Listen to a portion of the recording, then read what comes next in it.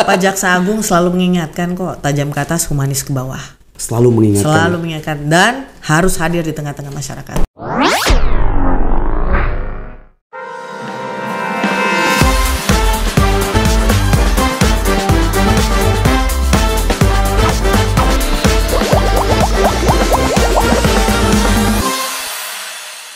Sudah mulai padat merayap kegiatan Ibu? Udah dari sebulan kemarin. Kalau nggak padat merayap, nggak mungkin kita ini baru hari ini ketemu. Oh iya betul ya. Padahal ngomongnya itu udah kira-kira sebulan yang lalu. Sebulan yang lalu, ya sebulan yang lalu. Akhirnya sebulan kemudian bisa ya, hadir di sini. Saking Ibu sibuknya kali ya. Ya alhamdulillah ada kerjaan. Menarik Ibu, saya pernah mendengar statement Ibu di dalam sebuah wawancara ya ataupun FGD kalau nggak salah. Ya. Ibu itu selalu mengatakan bahwa no viral, no education. Nah, malah terbalik Bu. Mestinya kan yang saat ini saya dengar adalah no viral, no justice. Ya. Tapi Ibu luar biasa, no viral, no education. Ya. Seperti apa ini Bu? Jadi gini, kalau no viral, no justice, negara kita ini berdasarkan undang-undang. Gak bisa kita serta-merta bilang no viral, no justice. Jadi kalau seperti itu nanti chaos. Yang saya tahu kalau chaos itu berarti kan negara itu tidak ada sistemnya, tidak ada hukum tata negara, tidak ada undang-undang dan lain sebagainya. Gak bisa dong. Indonesia ini berlandaskan dengan hukum. Makanya no viral, no education. Dengan memviralisasi kita mengedukasi. Kalau di kita Muslim itu namanya tabayun. Tabayun. Jadi no viral, no education itu tabayun. Sebenarnya, nah makanya mestinya kita juga mengerti apa yang kita lihat, kita dengar, itu harus kita filter dulu. Jangan serta-merta kita telan mentah-mentah. Bahaya. Kenapa bahaya? Bisa berbalik ke diri sendiri. Misalnya kayak kemarin tuh ada artis bilangnya kan, misalnya dia itu hubungannya tidak baik. Oh, tidak baik ya. Tidak baik. Tahu-tahu ternyata hoax. Tapi sekarang malah beneran. Terserah lah artis siapa, tapi ada cerita begitu. Atau misalnya katanya, wah saya digebukin dan lain sebagainya, ternyata tidak. Itu kan akhirnya mereka berhubungan dan bersinggungan dengan undang-undang. Ada tindakan pidananya di situ. Oh jadi no viral, no education itu seperti itu Bu ya? Iya, jadi dengan memviralisasi kita mengedukasi. Mengedukasi. Ya. Sejauh mana Ibu program no viral, no education ini dilaksanakan di Kabupaten Garut Bu? Oke, alhamdulillah kemarin kebetulan juga dibantu dengan teman-teman rekan-rekan media, termasuk juga Garut Mang Denny. Ya, alhamdulillah sudah dibantu sehingga saya ingin supaya masyarakat Garut, terutama juga kemarin melalui teman-teman mahasiswa bisa menggaungkan no viral, no education. Karena biasanya itu kalau bahasa politiknya akar rumput. Akar rumput ya. Akan lebih terdengar. Kalau saya bilang mahasiswa itu kan garda terdepan dari pembangunan Indonesia, di mana kita pingin supaya mahasiswa-mahasiswa ini nanti ke depannya maju, bagus. Apalagi orang Garut itu rata-rata semuanya maju. Saya heran, saya pikir saya kan dari Sumatera Barat nih.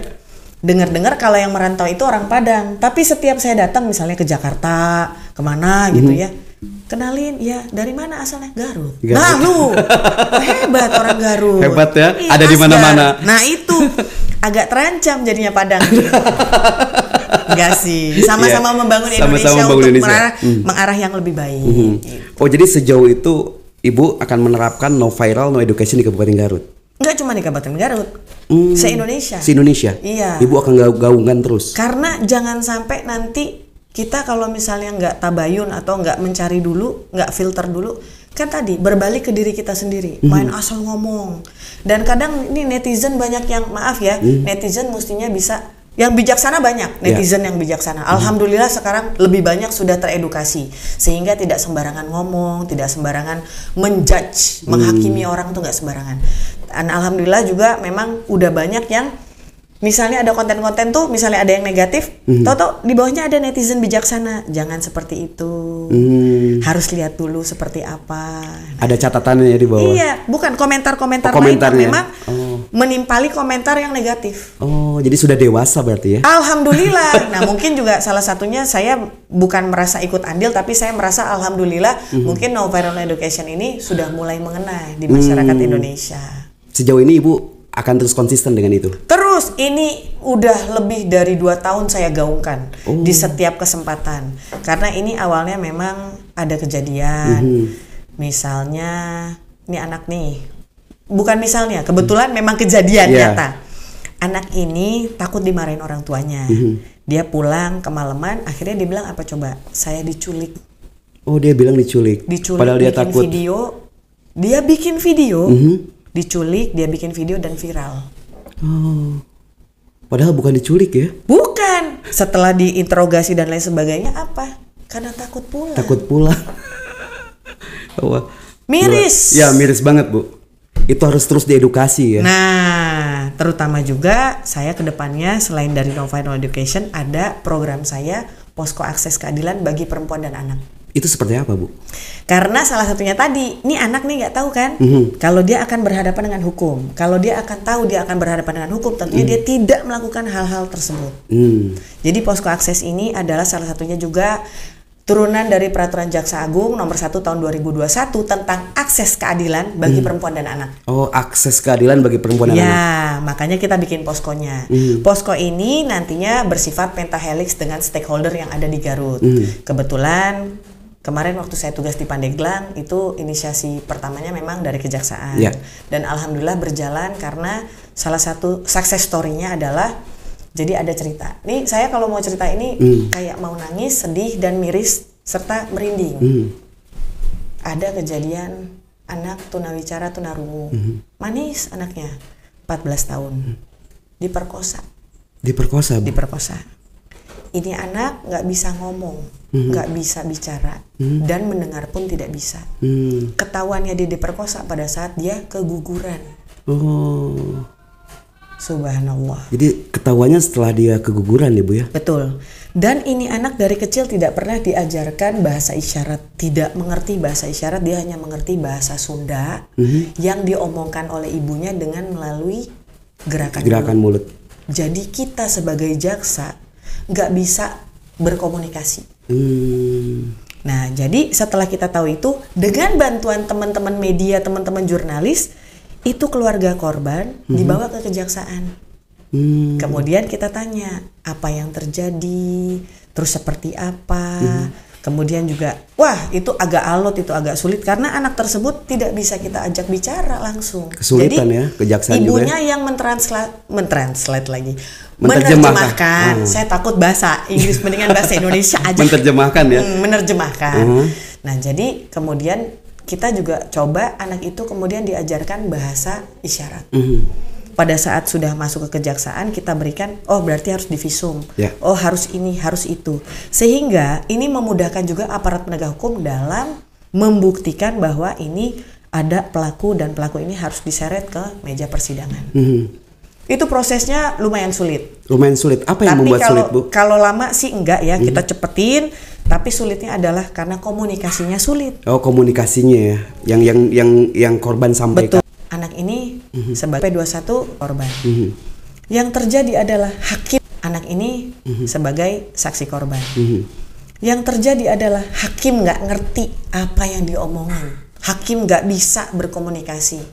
Dan disitulah alhamdulillah jaksa berperan cukup baik.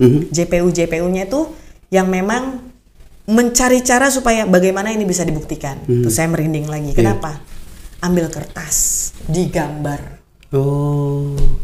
Karena pada awalnya jaksa mencoba untuk mengarahkan hakim bahwa silakan Pak Hakim untuk bertanya. Hakim bertanya nggak bisa dijawab. Nggak bisa dijawab sama korban ya. Karena pertanyaan hakim dicoba diterjemahkan sama ibunya, malah anak itu jadi bingung. Ini apa maksudnya? Dan yang terjadi akhirnya jaksa penuntut umum di ruang persidangan mengambil kertas digambar. Digambar ya. Dia menyebut kalau bagian intimnya itu momo. Oh. Ini momo kamu gitu. Ya. Apakah momonya si pelaku masuk? Ya. Sampai seperti itu. Sampai seperti itu. Dan ya. alhamdulillahnya memang terdakwa mengakui. Karena memang bukti-bukti sudah cukup jelas dari bagian terdakwanya. Tapi hanya pada saat keterangan saksi korban, hakim kesulitan. Nah disitulah makanya sukses story-nya itu berhasil dibuktikan. Berhasil dibuktikan oleh kejaksaan. Betul, dan hukumannya ditambah lagi 1/3 karena dia masih anak-anak dan disabilitas. Disabilitas, oh. Kurang jahat apa pelakunya?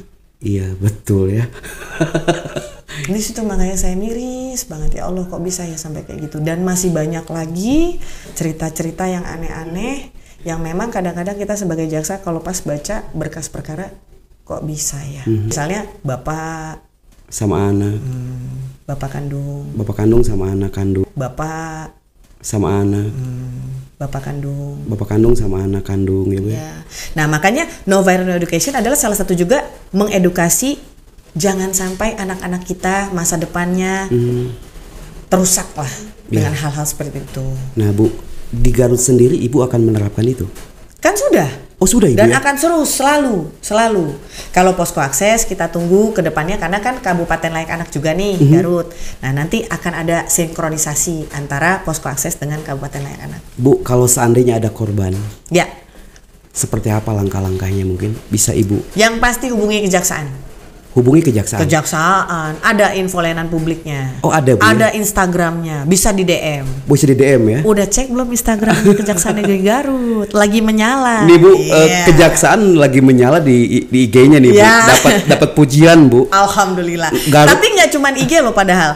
Ada YouTube, ada TikTok. Tapi kan ada. Kenalnya platformnya IG. Ya. Jadi ke saya juga banyak yang nanya kejaksaan sekarang IG-nya bagus katanya. Alhamdulillah. Banyak apa namanya? Alhamdulillah. Banyak penggemarnya gitu. Alhamdulillah. Itu adalah salah satu dengan bentuk no viral no education tadi. Bentuk kita memviralisasi sehingga mengedukasi masyarakat. Karena ada itu undang-undang yang sudah diundangkan, mau nggak mau masyarakat tuh udah harus tahu. Seperti undang-undang lalu lintas, ya kan? Kenapa kok tahu-tahu ditilang? Dianggap semua masyarakat udah tahu. Nah, dengan cara itulah kita mengedukasi bahwa ini loh nanti misalnya kita akan membuat konten-konten lain. Ada konten masalah hukum, pelayanan kejaksaan, juga jaksa pengacara negara. Karena satu-satunya aparat penegak hukum yang punya kewenangan keperdataan dan tata usaha negara hanya kejaksaan. Hanya kejaksaan saja ya? Hanya kejaksaan. Oh, jadi no viral no education tuh luas ya. Seluas samudra. Jadi luas banget. Berarti salah Bu ya ketika mengatakan bahwa no viral no justice. Salah Bu ya. Salah. Karena keadilan sebenarnya sebaik-baiknya keadilan adalah milik yang maha kuasa. Yang maha kuasa. Betul. No viral no education yang jelas ya. Yang betul ya. Iya. Jadi buat teman-teman dengan adanya no viral no education itu adalah satu bentuk perhatian khususnya kejaksaan untuk mencerahkan ya Bu ya. Ya, agar menambah wawasan, membuka hasanah baru. Jadi masyarakat nggak buta hukum ya Bu ya. Nah, insya Allah. Dengan membuka IG-nya Kajari Garut ya. Ya, ataupun, selain itu ataupun di kejaksaan ya. Atau bisa juga melalui Halo JPN.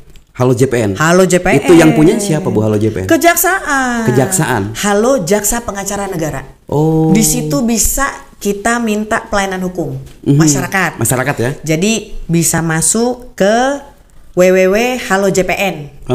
Masyarakat mengakses ke www.halojpn. Ya, pokoknya cari di mbah Google Halo JPN. Nah, keluar tuh. Nanti bisa misalnya di Garut. Nah, masuk Halo JPN Garut, terus masukin nama, nomor telepon, email dan lain sebagainya. Terus bisa bertanya. Misal, saya ada masalah. Bagaimanakah kalau saya mau punya istri lagi? Apakah boleh atau tidak? Misal. Ya. Pandangan hukum Bu ya. Minta pandangan hukum ya. Nah, tentunya kami jaksa pasti akan menjawab sebenarnya kalau di agama tidak ada masalah.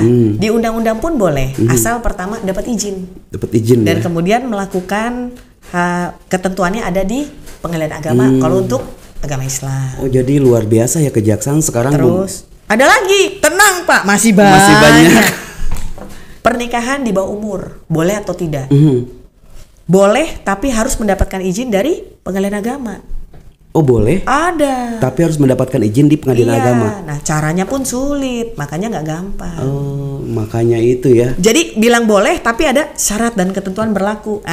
Jadi orang nggak sembarangan. Jadi itu kalau mau tahu tinggal buka aja platform itu. Ya. Bertanya kepada Halo JPS ya. Bertanya kepada kejaksaan. Selain memang melalui Instagram atau media sosial lainnya, kami juga ada info layanan publik dan juga ada Halo JPN. Itu perintah Jaksa Agung. Perintah Jaksa Agung ya. Kejaksaan harus hadir di tengah-tengah masyarakat. Wis keren. Dan saya juga pernah mendengar tagline-nya waktu Ibu bicarakan ya. Siap. Jaksa akan tajam ke atas, humanis ke bawah. Tapi yang pasti jaksa adalah jaksa, jadikan aku sahabat. Jadi jaksa jadikan aku sahabat. Iya. Oke Bu, itu luar biasa program yang keren ya. Siap, inovatif. alhamdulillah. Dan saya merasa bahwa ini adalah pencerahan Ibu ke publik. Iya, ke insya Kabupaten Garut. Yang Insya mana Allah. mungkin setelah Ibu mengungkapkan hal yang tadi, masyarakat mulai menyerbu tuh IG-nya Ibu. Waduh, Masya Allah. Diserbu boleh, tapi lebih baik bisa diambil hikmahnya. Karena Jadi, kan sekarang Bu, benar-benar belajar. masyarakat itu kan kepengen tahu Bu. Iya. Artinya setiap orang megang HP kan. Iya. Setelah Ibu mungkin mengatakan bahwa datang dong ke websitenya ini kalau pengen bertanya. Nah pasti insya Allah bakal membludak Bu. Datang dong ke YouTube-nya Garut 60 detik. Nah, masa sponsornya nggak disebut, gimana sih? Kumaha tuh liar euy. Bu, Ibu gimana? Ada lagi program selain itu Bu di Yang pasti program mungkin kejaksaan tetap. salah satu contoh Bu ya. Dulu itu ada program ke desa Bu. Ya, makanya program-program tetap berjalan. Jadi waktu kemarin tuh ada di salah satu Instagram komentar bahwa apakah Jaksa Masuk Desa ini termasuk dari program dari Kejaksaan Agung yang dulu gitu. Terus ya saya sih sebenarnya mau jawab, tapi kan bukan pada tempatnya. Gemes rasanya kok masyarakat nggak tahu, makanya buka dong Instagramnya Kejaksaan Negeri Garut, masuk ke Halo JPN. Nah, kami akan Jaksa Masuk Desa. Ini sebenarnya adalah bagian juga dari program pusat dari Kejaksaan Agung, yang mana namanya adalah Jaga Desa. Jaga Desa ya. Ya, nantinya kita juga akan mencoba, insya Allah bisa berjalan sukses dan lancar, membuka rumah-rumah RJ di setiap desa. Membuka rumah-rumah RJ. Ya. RJ itu apa Bu? Restoratif Justice. Oh, restoratif justice ya, keren. Panjang ya, itulah. Kejaksaan ternyata humanis ya Bu ya. Iya, humanis. Dekat dengan masyarakat. Insya Allah. Dan Ibu juga kan menghadirkan sebuah inovasi terobosan yang ingin mendekatkan diri kepada masyarakat. Betul, agar tidak ada apa namanya kan selama Tidak ini ada gap. Tidak ada gap. Kalau saya melihat dulu seragam Ibu kan serem nih. Tapi kalau Masa sekarang sih? udah lihat kan kesannya tuh adem Enggak gitu. lah.